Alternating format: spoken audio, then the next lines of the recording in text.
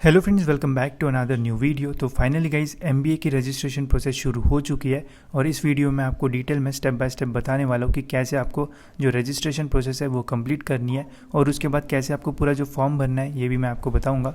उसके बाद की स्टेप क्या है वो भी हम इस वीडियो में देखने वाले हैं। तो वीडियो पूरा एंड तक देखते रहिए ताकि आपको फॉर्म फिलिंग प्रोसेस में कोई भी जो प्रॉब्लम है वो फेस ना करना पड़े। तो फॉर्म फिल करने के लिए आपको आ जाना है सीईटी सेल के ऑफिशियल वेबसाइट पे, लिंक डिस्क्रिप्शन में मिल जाएगी। यहाँ पे आने के बाद क्लिक कर लेना है MBA MMS पे। यहाँ पे आने के बाद गाइज आपको new registration and candidate registration का ऑप्शन, कैंडिडेट लॉगिन का ऑप्शन जो है वो देखने को मिल जाएगा। उसके पहले गाइज मैं आपको ये बता देता हूँ कि FC सेंटर की लिस्ट आप कहाँ पे देख सकते हो। आप देख सकते हो इंपॉर्टेंट लिंक्स में लेफ्ट हैंड साइड में सेकंड ऑप्शन है FC सेंटर का लिस्ट। इस पर क्लिक करोगे तो जितने भी FC सेंटर है सबकी लिस्ट देखने को मिल जाएगी। ये इसलिए मैंने आपको बताया क्योंकि जब आप फॉर्म फिल करोगे, फॉर्म फिल करने के बाद आपको डॉक्यूमेंट वेरीफाई करने के लिए FC सेंटर में जाना पड़ेगा। तो इनमें से जो भी आपका नियर बाय FC सेंटर होगा वहाँ पे जाके आप अपने जो डॉक्यूमेंट है वो वेरीफाई कर सकते हो। तो चलिए अब देखते हैं कि कैसे हम फॉर्म फिल करेंगे।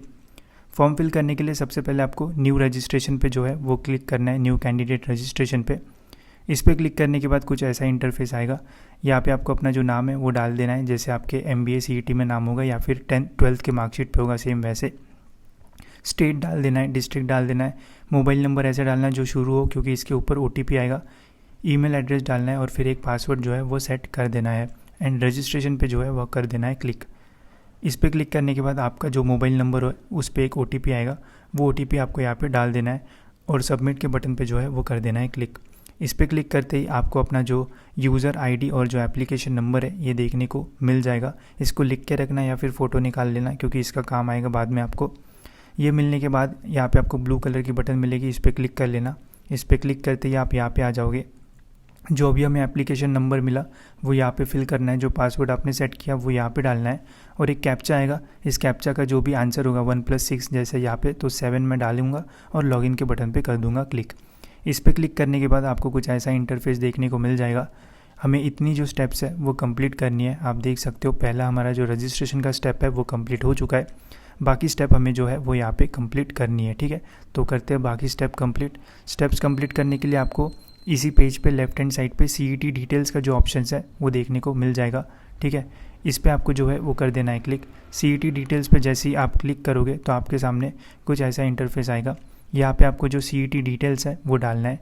CET डिटेल्स में सबसे पहले पूछा जाएगा कि have you appeared for MBA CET exam.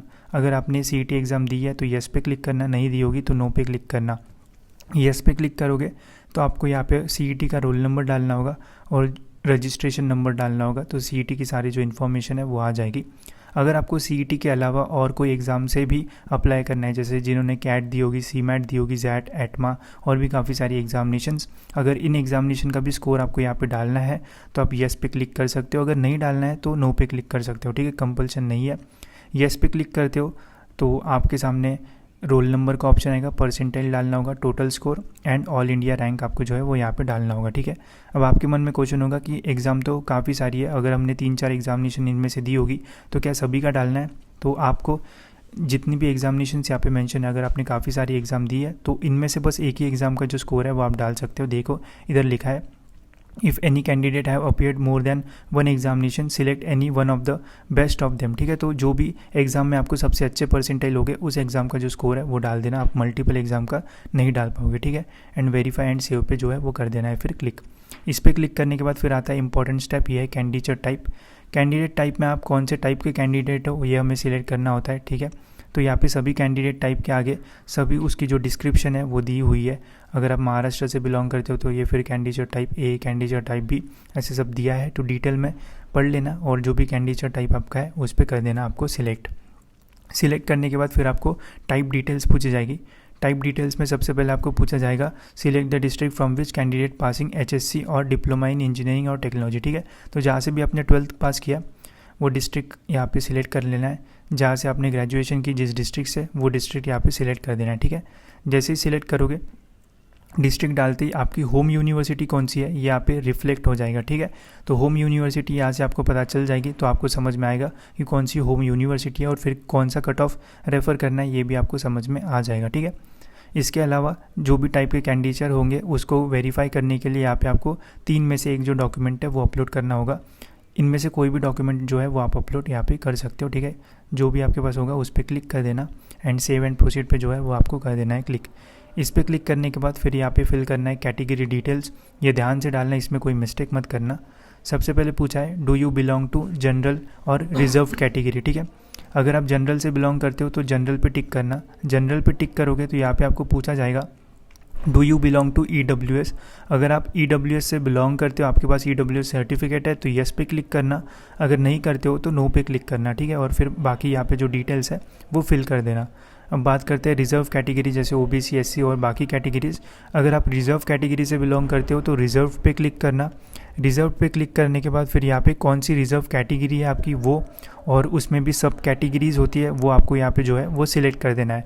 अब कैटेगरी स्टूडेंट्स को कास्ट सर्टिफिकेट, कास्ट वैलिडिटी, ये सारे डॉक्यूमेंट्स लगते हैं, तो उसका जो अवेलेबिलिटी स्टेटस है वो आपको यहाँ पे पूछा जाएगा। अवेलेबिलिटी स्टेटस मतलब क्या आपके पास वो डॉक्यूमेंट अभी अवेलेबल है, क्या आपने बस अप्लाई किया है, या फिर आपके पास है ही नहीं। ऐसे 3 ऑप्शन आएंगे। डाउन एरो पे क्लिक करोगे तो तीनों ऑप्शन आपको देखने को मिल जाएंगे, ठीक है। अगर आपके पास रिसिप्ट है तो वो भी आप अपलोड कर सकते हो, अगर आपके पास अभी तक डॉक्यूमेंट नहीं आया है तो, ठीक है। और यहाँ पे सारे जो इंस्ट्रक्शंस है वो भी दिए हैं, तो ये भी आप पढ़ सकते हो। ये सब कुछ सिलेक्ट करने के बाद यहाँ पे पूछा जाएगा do you belong to person with disability. Yes है तो येस, नो है तो नो पे क्लिक कर देना, ठीक है। फिर इसके बाद हमें फिल करना है क्वालिफिकेशन डिटेल्स। क्वालिफिकेशन डिटेल्स में सबसे पहले हमें 10th के जो मार्क्स है वो डालना है, ठीक है। फिर इसके बाद आपका 12th के जो मार्क्स है वो डालना है। 12th का मार्क्स जितने भी आपको मार्क्स होंगे, आउट ऑफ कितने मिले 650 जो भी है, और यहाँ पे आपको जो परसेंट है वो डाल देना है। और सेम SSC एग्रीगेट में भी जितने आउट ऑफ में से मिले हैं उतने मार्क्स यहाँ पे आपको जो है वो डाल देना है। और फिर ये 3 सब्जेक्ट का जो है वो आपको अलग से डालना होगा, ठीक है। फिर इसके बाद यहाँ पे आपको फिल कर देना है ग्रेजुएशन मार्क डिटेल्स। ग्रेजुएशन में कौन सी स्ट्रीम से ग्रेजुएशन किया वो आपको यहाँ पे डालना है। ग्रेजुएशन यूनिवर्सिटी कौन सी यूनिवर्सिटी से किया, और सारी जो डिटेल्स है वो यहाँ पे फिल कर देना है, ठीक है। डिटेल्स फिल करने के बाद सेव एंड प्रोसीड पे क्लिक कर देना है। ग्रेजुएट एग्रीगेशन मार्क्स में जितने भी सेम हो गए उनका सभी का जो मार्क्स है उनको लेके टोटल मार्क्स में से जितने मिले वो डाल देना, अपने आप परसेंटेज यहाँ पे आ जाएंगे। फिर यहाँ पे आपको पर्सनल डिटेल्स फिल करना है। पर्सनल डिटेल में यहाँ पे आपको नाम, सारी जो बेसिक इन्फॉर्मेशन है वो डाल देना है। रिलीजन सही से सिलेक्ट करना, मदर टंग सही से डालना, ठीक है। और यहाँ पे एक ऑप्शन आता है do you belong to minority, ठीक है। तो जो स्टूडेंट्स बोल रहे थे माइनॉरिटी के लिए कैसे अप्लाई करना है, यहाँ से आप अप्लाई कर सकते हो। अगर आप माइनॉरिटी से बिलोंग करते हो तो येस पे क्लिक करना, अगर नहीं करते हो तो नो पे क्लिक कर देना, ठीक है।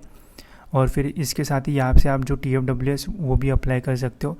नीचे ऑप्शन आएगा do you want to apply for TFWS tuition waiver scheme.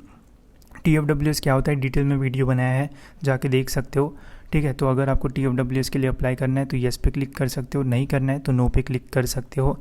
अगर येस पे क्लिक करते हो तो यहाँ पे इंस्ट्रक्शंस आती है, अगर आपकी इनकम 8 लाख या फिर 8 लाख से कम है तो आप इसके लिए एलिजिबल हो, और आपको इनकम सर्टिफिकेट जो है वो सबमिट करना पड़ेगा वेरिफिकेशन सेंटर में, ताकि वो वेरीफाई कर पाए, ठीक है। और फिर आपको यहाँ पे बेसिक डिटेल डाल देना है, जैसे एड्रेस और बाकी सारी चीज़ें, और फिर सेव एंड प्रोसीड पे कर देना है क्लिक। ये होने के बाद फिर आपको अपलोड करना है photo and signature. Photo and signature कुछ ऐसा रहना चाहिए जिसमें आपकी आधी फ़ोटो और जो सिग्नेचर है वो दिख रहा होगा, ठीक है। तो ये ऐसी फ़ोटो बना लेना और अपलोड कर देना। अपलोड करने के बाद जो भी आपके रिक्वायर्ड डॉक्यूमेंट्स होंगे, जैसे आपने बाकी सारी चीज़ें सिलेक्ट की होगी, रिलीजन सारी चीज़ें, तो उसके अकॉर्डिंग जो भी रिक्वायर्ड डॉक्यूमेंट्स होगी उसकी पूरी जो लिस्ट है वो यहाँ पे आ जाएगी। और ये सारे जो डॉक्यूमेंट्स है वो यहाँ पे आपको जो है वो अपलोड करना होगा। अपलोड करते ही गाइस ये क्रॉस के जगह आपको यहाँ पे जो है वो राइट का साइन देखने को मिल जाएगा, जिसका मीनिंग ये होगा कि आपने अपलोड कर दिया है। और यहाँ पे व्यू का ऑप्शन भी आएगा, तो एक बार डॉक्यूमेंट व्यू करके देख लेना कि सही से अपलोड हुआ है या नहीं हुआ है, और ट्राई करना ओरिजिनल डॉक्यूमेंट का PDF या फिर फ़ोटो निकाल के अपलोड करो, ताकि कोई भी प्रॉब्लम ना आए, ठीक है। और जितने भी डॉक्यूमेंट्स हैं वो यहाँ पे आएंगे, जो ऑप्शनल डॉक्यूमेंट्स हैं उनके आगे ऑप्शनल ऐसा जो है वो लिखा आएगा, ठीक है। और फिर आपको कर देना है सबमिट के बटन पे क्लिक, सारे डॉक्यूमेंट्स अपलोड करने के बाद, ठीक है। और फिर पेमेंट का ऑप्शन आएगा। पेमेंट का ऑप्शन उन्हीं लोगों का आएगा जिन्होंने CET एग्जामिनेशन नहीं दी है। अगर CET एग्जामिनेशन आपने दी है तो आपको पेमेंट पहले से जो है वो कंप्लीट हो जाएगा, ठीक है। नहीं दी होगी तो आपको पेमेंट जो है वो करना पड़ेगा।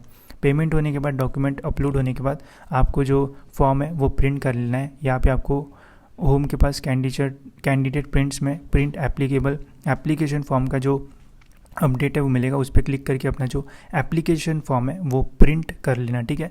एप्लीकेशन फॉर्म प्रिंट कर लेना। प्रिंट करने के बाद आपको आपने जो डॉक्यूमेंट्स अपलोड किए हैं उसकी ओरिजिनल कॉपी, साथ ही में उसके जेरॉक्स और जो एप्लीकेशन फॉर्म की प्रिंट है उसका बंच बना के जो FC सेंटर है वहाँ पे जाके आपको अपने जो डॉक्यूमेंट्स है वो वेरीफाई करने होंगे, ठीक है। क्योंकि यहाँ पे क्लियरली लिखा है कि आपको जो डॉक्यूमेंट वेरिफिकेशन है वो FC सेंटर में जाके करना होगा, ठीक है। Note, please verify original document at nearest FC you are not, मतलब अगर आप FC सेंटर में डॉक्यूमेंट से वेरीफाई नहीं करोगे तो आप एलिजिबल नहीं रहोगे, ठीक है। तो जब आप FC सेंटर में डॉक्यूमेंट वेरीफाई करने जाओगे तो ओरिजिनल डॉक्यूमेंट्स भी लेके जाना, साथ ही में उनके जो जेरॉक्स कॉपी है, जो फ़ोटो कॉपी है वो भी लेके जाना, ठीक है। साथ ही में जो आपको फॉर्म मिलेगा, प्रिंट एप्लीकेशन फॉर्म, वो भी आपको जो है वो लेके जाना है।